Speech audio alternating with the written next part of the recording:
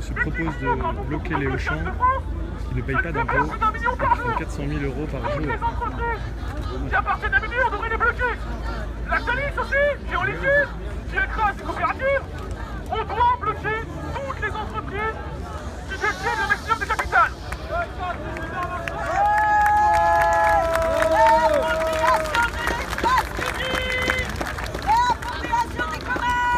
Est-ce que quelqu'un aurait un deuxième mégaphone à prêter, comme ça on pourrait faire circuler la parole plus facilement d'un bout à l'autre de la place?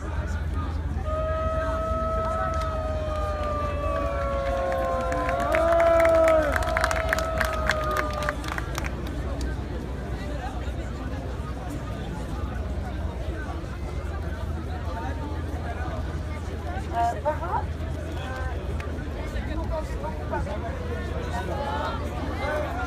On a beaucoup parlé de la convergence des luttes ici, et je voudrais juste rappeler que la convergence des luttes, c'est pas seulement ici à Paris, c'est pas seulement dans les communes autour. Il y a aussi en ce moment presque énormément de mobilisation, et j'aimerais qu'on profite d'être ici tous ensemble pour leur apporter notre soutien. Et j'aimerais aussi directement m'adresser aux journalistes. C'est pour ça que c'est plutôt calme du côté des gendarmes, mais il y a le CRS à droite. Je sais pas si beaucoup en ont entendu parler ici, mais il y a eu des quasi-insurrections à Mayotte et personne n'en a parlé. Et enfin, voilà, c'est aussi le travail des journalistes. Si beaucoup d'entre nous ne sont pas informés, je pense que voilà, la convergence des luttes... Insurrection à Mayotte, personne n'en a parlé. Et avec Mayotte, je voudrais juste voilà, qu'on profite de ce moment pour apporter notre soutien tous ensemble. Non, moi j'ai des gens qui m'appellent sur mon téléphone et ça coupe le périscope.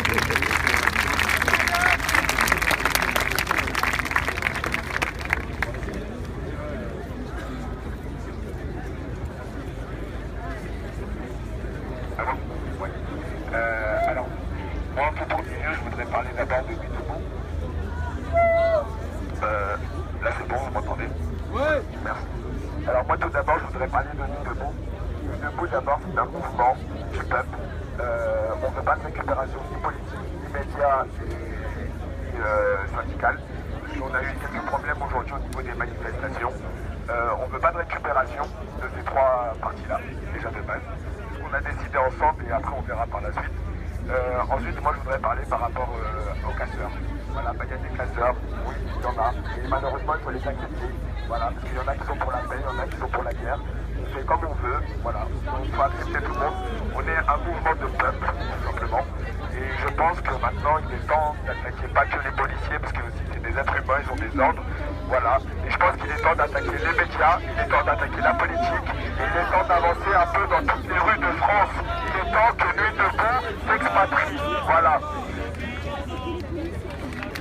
Donc il y a une prise de parole derrière, et je voulais juste ajouter une chose, c'est que la casse du droit social, enfin, ceux qui cassent le droit social, ceux qui cassent les acquis sociaux, pour moi je les appelle pas, je les appelle ton. Ils s'appellent jamais des casseurs.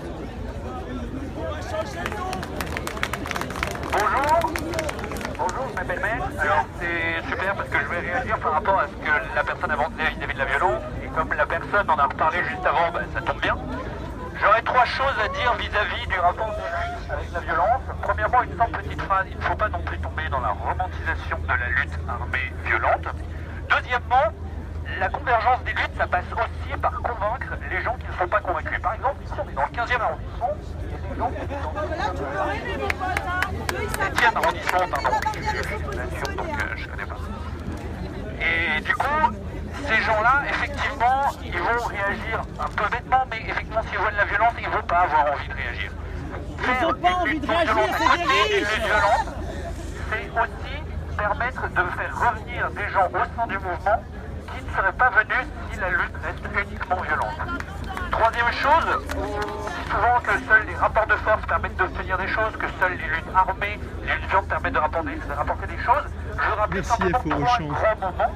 Premièrement, Nelson Mandela. Nelson Mandela commence sa lutte armée violente.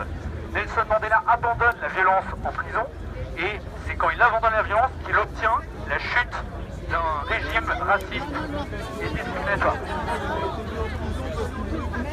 Martin Luther King, par la même chose, fait tomber un système discriminatoire, un système raciste qui était en place.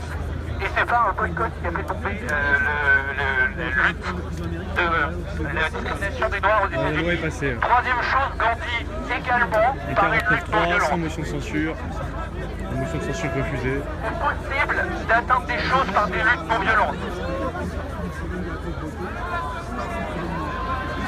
Je ne sais pas ce qui se passe par là-bas. Là, il y a un bus qui essaie d'avancer.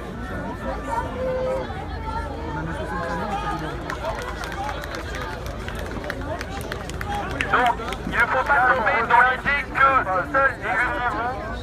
Ça sert à rien d'aller... Il y a un bus qui avance. Ils veulent participer à l'AG. Touristes debout. Il ne faut pas tomber dans l'idée que seules les luttes armées et violentes permettent d'obtenir des choses. C'est faux. Il y a des exemples à travers l'histoire de luttes non violentes, pacifiques, nombreuses, qui obtiennent des choses très grandes. Alors en fait, il faut évacuer les camions pour après pouvoir ramener des camions de CRS de ce côté. Hein.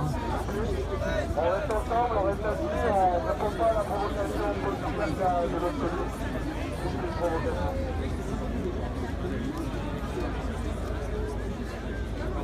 Il laisse juste passer les bus de touristes, donc laissez-le passer quoi. C'est pour les remplacer par des cars de CRS.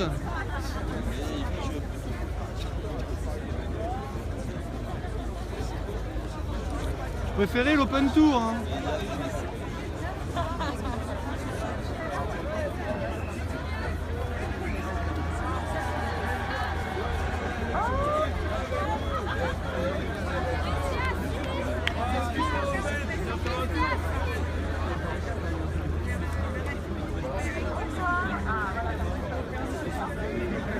Il y a un bus open tour, mais je crois qu'il va faire son demi-tour, hein. Il n'est pas en train de bloquer la route. Ça serait trop beau. L'argent, parce que la seule chose qui aime, c'est l'argent. Donc on arrête d'aller dans les magasins, donc on arrête de consommer, donc on demande aux agriculteurs. On est où, regarde? On est juste devant l'Assemblée nationale. C'est le seul moyen. Quand ils vont voir que leur argent va baisser, là ils vont réagir et là ils vont arrêter la loi. Donc je demande à tout le monde, c'est pas de prix, vous n'allez pas dans les magasins, arrêtez, dimanche aussi, lundi ça va être férié, tous les commerces seront ouverts, n'y allez pas, restez chez vous, allez voir les agriculteurs, allez à la cueillette, c'est la seule chose à faire. Merci. Merci Auchan.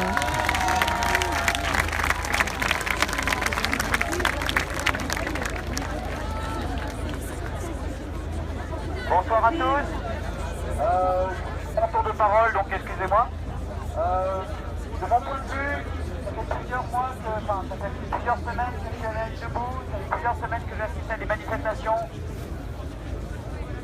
Je suis désolé d'être pragmatique, excusez-moi, mais de mon point de vue, soit on est très violent, soit on n'est pas. Parce que lancer des bouteilles et balancer des canettes de conserve sur les CRS, ça sert strictement à rien. Et en manifestation, ça sert encore moins à quelque chose. Si on veut être violent, il faut être très violent. Sinon, on est non violent. Et personnellement, évidemment, je préfère être non violent, mais je comprends que pour d'autres personnes, c'est pas différent. Donc, ce que je propose, c'est que les gens violents s'organisent en groupe très violents, mais vraiment très violents. Ils s'organisent, ils passent des actions très violentes, très bien. Mais que nous, en manifestation, on s'organise pour être non-violent, mais vraiment de non-violent, de manière intéressante. Qu'on fasse des chaînes, qu'on repousse les CRS, qu'on fasse des actions de sit-in, comme on fait maintenant un peu. Et qu'on s'organise de manière non-violente, intelligente, parce que non-violent est pas intéressant. Et repousser les CRS, et prendre l'Assemblée nationale de manière non-violente, rappeler sur les clés. Ici. Voilà. Finalement, voilà. Je fais une petite pause, je vais recharger ma batterie. Un très court point technique. Un petit court point technique. Ouais, je vais laisser le point technique. On ne s'est peut-être pas rendu compte, mais s'ils nous ont laissé nous installer ici, c'est parce qu'on a réussi à bloquer. Depuis 2 heures, les boulevards étaient bloqués. Mais là, ils ont mis en place la petite déviation qui va bien. Il y a un petit peu de tourisme, c'est très ambitieux, mais il a réussi à faire. En gros, on a fait des rapport de force. Continuons à Concorde. La logique nous impose de penser qu'on va bientôt se faire réprimer un petit peu plus violemment que là, les petits gendarmes sympas, qu'on lève le petit casque parce qu'ils ont chaud, etc. Tous à Bastille. La proposition du point technique, c'est surtout pas de ne pas se barrer, mais voilà, d'être préparé, de savoir qu'on va même s'ils n'ont pas le droit de le faire parce qu'on est assis, ils n'ont pas le droit de nous charger non plus si on est assis, ils le font, voilà, soyons solidaires, soyons Ils le forts, font sans forcément. Non, la loi est passée, là, ils vont pas la retirer, 49.3, ça y est, voilà, dans le champ. Change de lieu. L'armée est déjà là, il y a la gendarmerie. Bon, je vous laisse, je vous reprends plus tard. Vous avez d'autres péris, notamment Sam, qui périscope, juste en face de moi. Voilà, je vois Sam. Donc, si vous voulez prendre un autre point de vue, je sais pas comment il s'appelle sur Péry, Sam. Quelqu'un peut donner le nom de Sam sur Péry? Ouais. Parallèlement, je fais comme je peux, je ne sais pas monter le son. Volume à fond, je ne peux pas aller au-delà. Donc, c'est un point d'information parallèlement à la manifestation, parallèlement à tout ce qui se passe au 49.3, etc. Aujourd'hui, il y avait les négociations sur l'assurance chômage qui continuent. Il faut le savoir. Regardez devant l'Assemblée nationale, vous avez tous les autres périscopeurs. Sam. Une articulation entre l'assurance chômage qui va être une précarisation totale et on est tous touchés par ça. On est pacifique. Tout à l'heure, ils vont nous gazer. Par